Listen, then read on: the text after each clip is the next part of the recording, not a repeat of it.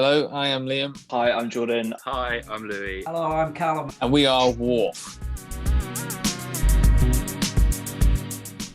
Okay, so you had a new single come out yesterday, Compatible. Can you tell us a little bit about the song and what inspired it? Yeah, no, so the song is, it's basically about when you really, really like someone and you finally feel like something clicks.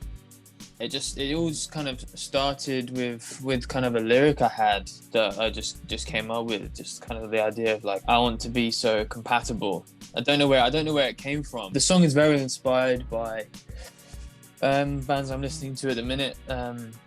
Inhaler are a big band that I'm a big fan of when they kind of burst onto the scene. So I was listening to them quite a lot. And listening to old indie from like the 80s, and it kind of just came from there, really. Yeah. Is it very much your baby, or are you quite happy to let the other guys have their say in the song making?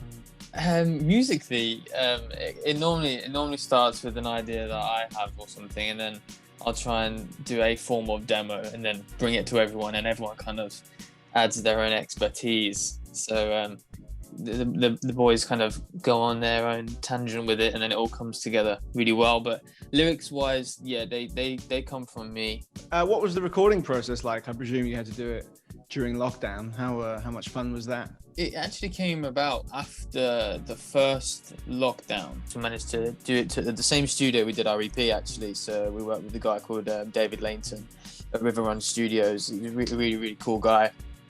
So we know him, and I've known him since I was like 15. So we have a good relationship with him, and he was like, yeah, it's just me. So come on down, and we'll do some stuff. So we managed to get in there and record a couple of things, and Compatible was the one that really stood out to us, and it definitely kind of sums up what we are as a band musically at the minute.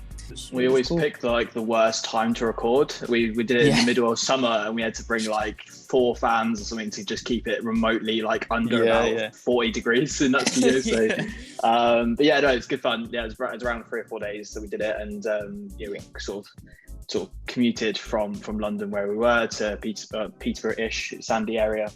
Yeah. And just did a couple of tracks and released Compatible from there. So yeah, it must have been great being back together, the 4 of you, and because I presume you hadn't been able to even to see each other until that point. That must have been great.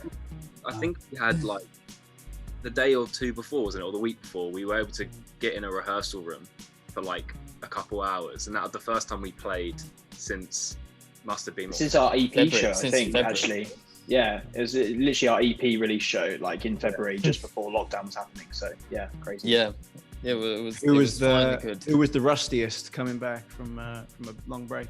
Oh, me for sure. I haven't picked up a guitar for 6 months before that, so like it's just What was like the first thing that inspired you to get into music? Was there like a moment or a person maybe that you came across that thought, I want to do that? What was the moment that made you want to do music?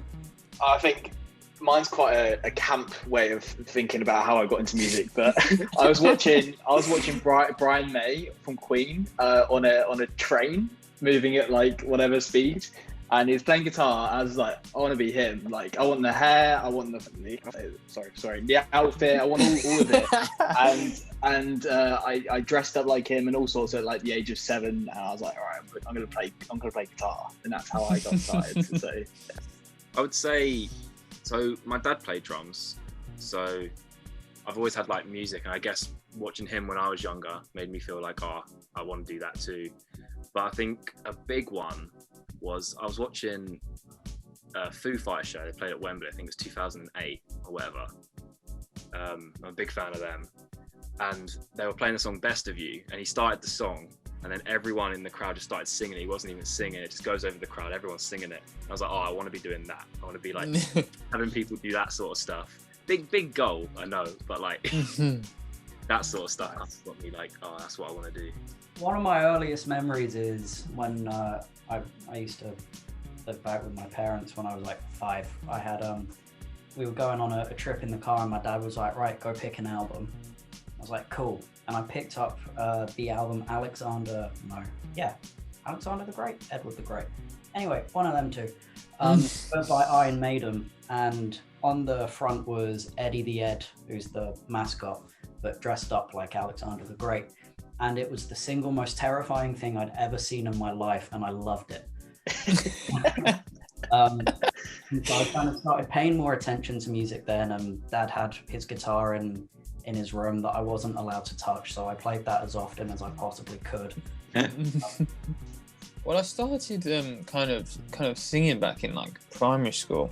I think it was just something I must have gone to like quite a musical primary school, because they kind of not thrusted it upon everyone, but it was kind of like everyone was like made to kind of sing. And I guess that's when I kind of found out, okay, I can kind of sing okay. And then I think in terms of like actually making it into like a career, I think I actually heard on radio the first time I heard the 1975, and I heard Girls, and I just heard that guitar riff and the drums come in, and I was like, what the fuck is this? I was like, because at the time I'd never really listened to any music like that. So listening to this, it was like massive. Whoa! I've never heard anything like this before. So I kind of was like, I want to do that, like that sound, that I want that. I want to do that. I want to make that. I want to be able to sing like that. I want to do that. Quite a mixed bag of, we've got Iron Maiden, we've got 1975 Brian May. How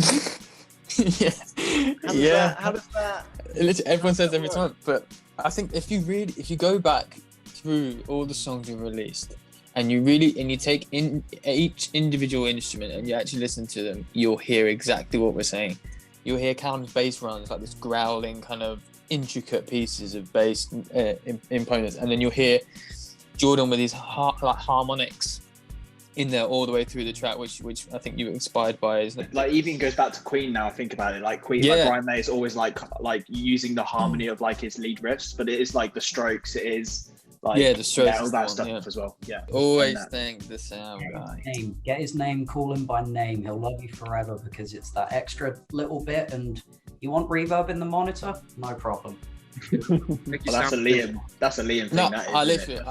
What venue was that? What venue was that? I asked. I was like, "Can I get a bit of reverb here?" It just pointed. He just looked at me and pointed like above, and there was this sign that was like, "Don't ask for reverb." And I was like, "Oh," all right.